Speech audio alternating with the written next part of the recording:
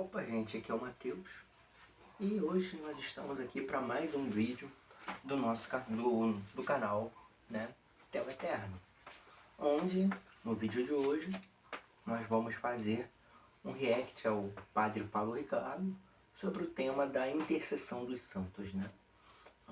Os santos, eles estão conscientes, eles não estão mortos, eles têm consciência ou não, eles podem interceder por nós vivos, né? Ou o único mediador é Jesus Cristo, tá? Nós vamos estar fazendo alguns comentários sobre o que o Padre Paulo Ricardo falou nesse short aqui, tá? E onde ele vai defender a intercessão de santos, né? E eu vou estar comentando aqui algumas coisas acerca do que ele falou, tá? Então, sem mais delongas, vamos ao vídeo. Intercede aqui na terra. Mas isso continua depois de morto? Ah, bom. Aí as escrituras são muito claras, né? E vejam que eu estou aqui argumentando no campo dos evangélicos protestantes, porque eu podia argumentar num outro campo. Eu não... Realmente, né? Como diz até o meme lá, né, do Lucas Bonzoli, não debata no terreno do inimigo, né? Se você debater com um protestante na Bíblia, você vai apanhar, né? Não debata, não debata no terreno do inimigo. Enfim, mas pois muito bem o seu Padre Paulo Ricardo, né? As escrituras são a única fonte de autoridade, tá? Para a igreja, né? E para nós cristãos, né?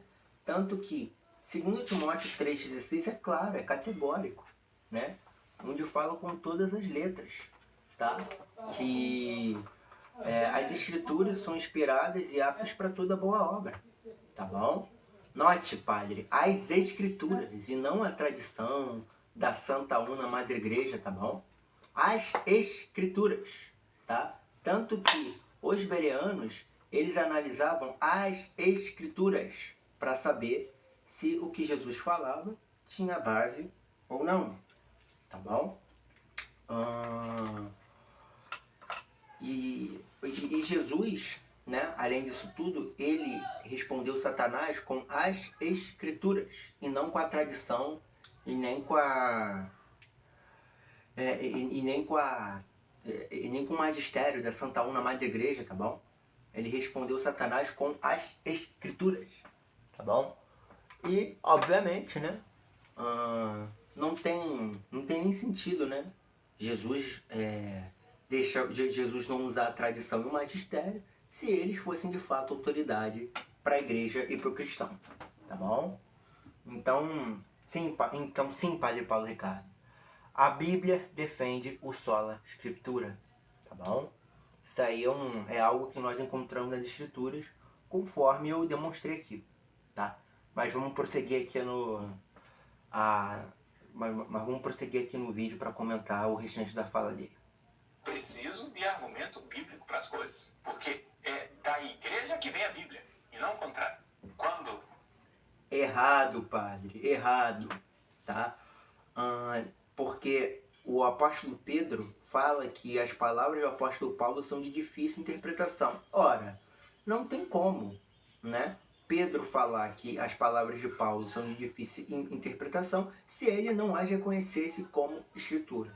Então note, a própria igreja, lendo os escritos, já sabia diferenciar, né, pela luz do Espírito Santo, o que era inspirado e o que não era, tá certo? Então, isso já no primeiro século, né? Ou seja, a gente não depende da Santa Una Madre Igreja para nada, tá bom? A gente não precisa da Igreja Católica para nada, tá? A gente não depende de autoridade nenhuma, de Igreja Católica nenhuma, para nos dar Bíblia alguma, nem definir cânon algum, tá bom? Até porque, né, o cânon do Antigo Testamento, né, foi definido no concílio de Jerusalém, né, por Yohanan Ben Zakkai, né?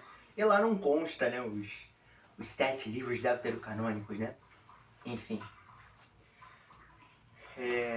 E o seu conceito de igreja também está errado, tá, padre? Porque igreja, tá, é o corpo de Cristo, né? É o conjunto de pessoas convertidas ao Messias, né? que é o que a gente vê em Colossenses, Romanos, 1 Coríntios 16, né? Romanos também 16, né? 15, né? Que Colossenses 4, que vai falar a igreja que está em tua casa. Em outras passagens também aparece essa expressão, a igreja que está em sua casa. Ou seja, pessoas convertidas ao Messias, tá? E não uma instituição religiosa. E quando a Bíblia diz que a igreja é a coluna e o baluarte da verdade, significa que os cristãos verdadeiros, portando a mensagem do Evangelho, têm a verdade. Por quê? Porque o Evangelho de Cristo é a verdade. Tá? E lembrando, no Evangelho de Cristo não consta nada de reza por morto, alma imortal, nem nada, tá? Nem nada disso aí, tá bom? Tá? E é isso que a gente vai ver aqui no restante do vídeo dele, tá? Tá? Porque ele fala que vai argumentar no campo dos protestantes, né? Já que ele não vai apelar para a tradição que ele poderia, né? Já mostrei aqui que o solo da escritura é bíblico, né? E já mostrei que o conceito de igreja dele está errado, e já mostrei, tá, que o solo da escritura é bíblico. Mas vamos prosseguir.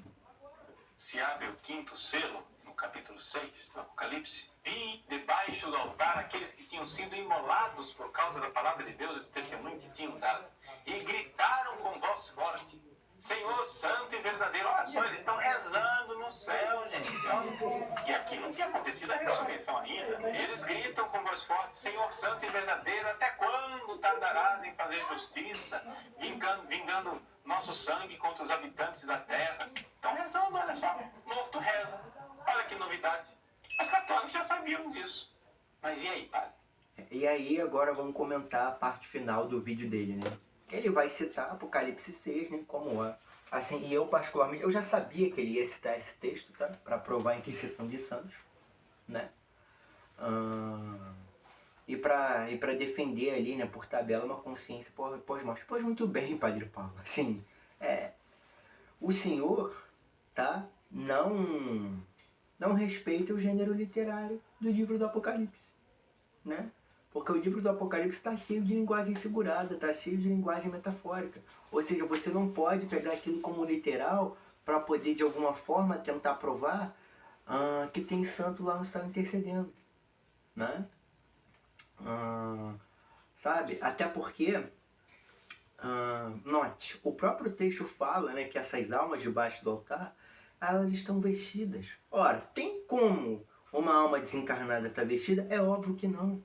Isso é absurdo, tá? Porque, mais uma vez, tá? Apocalipse é um livro cheio de linguagem figurada, cheio de linguagem metafórica. E uma das regrinhas de hermenêutica tá, padre? Eu não sei se você deve ter fugido aí das aulas de hermenêutica aí no seminário, né? Respeitar o gênero literário do texto é uma das regras de hermenêutica, tá bom? E você não pode pegar um livro cheio de linguagem figurada e tentar literalizar para encaixar uma doutrina herética católica aí no livro, tá? E aí na Bíblia, tá bom?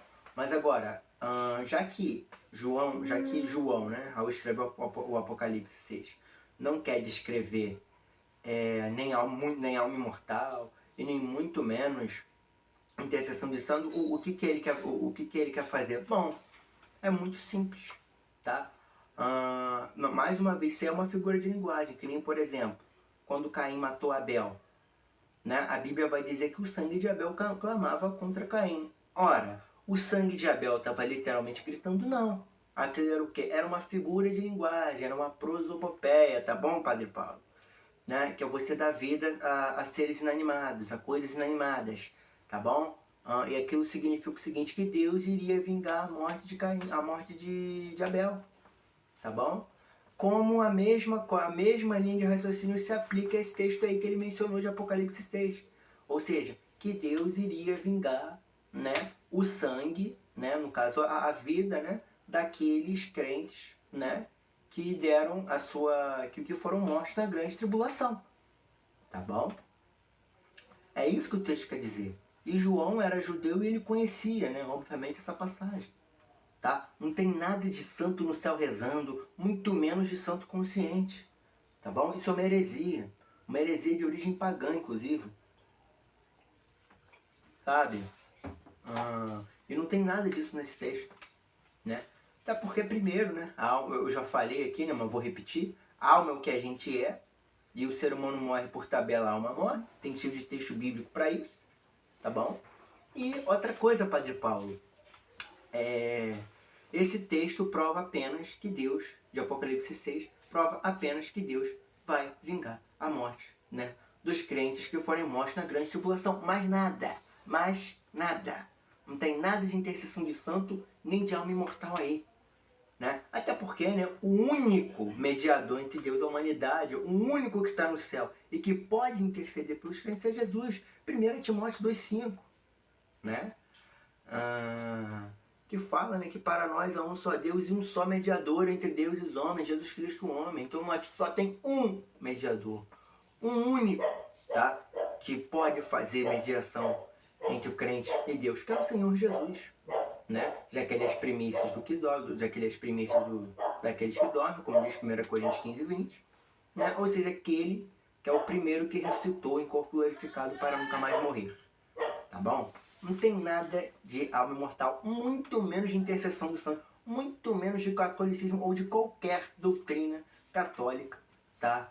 Na Bíblia, né? Nas Escrituras e nem em lugar nenhum. Isso aí, com todo respeito, é a imaginação da cabeça dele, né?